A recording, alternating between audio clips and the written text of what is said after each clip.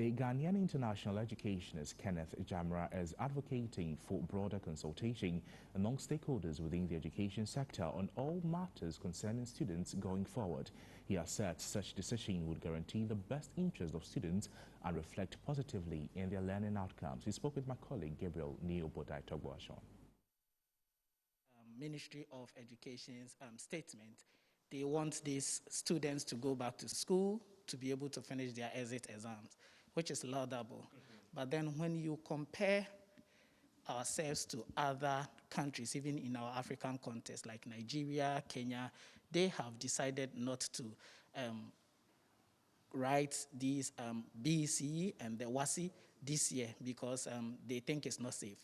The decision to send kids to school was just communicated to us, but it was not backed by any evidence or any research. Okay. And there was limited consultation looking at what parents are saying.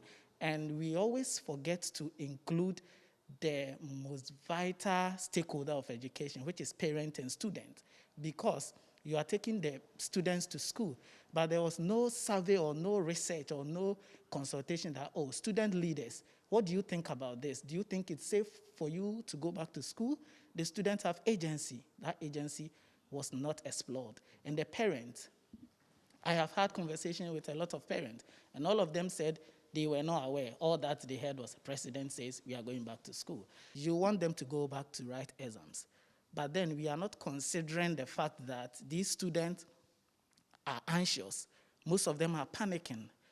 And how do you expect them to be able to perform in the WASI, for instance, looking at all these circumstances? These are kids staying in school to write exams. So their socio-emotional needs must be prioritized. Because at the end of the day, what do we seek to achieve? We want these students to do well in the examination. So keeping them there and saying it is safe, it's okay. But then what about the depression, the anxiety and all that is fueling in these students? Okay. What is the mental state of these students going into writing exams in the next 2 weeks? Don't we think it will have impact on their performance?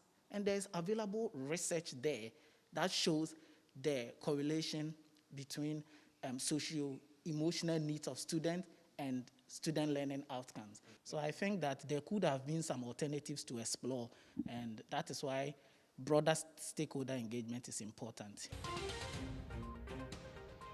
That's it for the broadcast this evening. Thank you so much for watching Newsnight with me, Noble Crosby Annan. Have a good evening and bye-bye.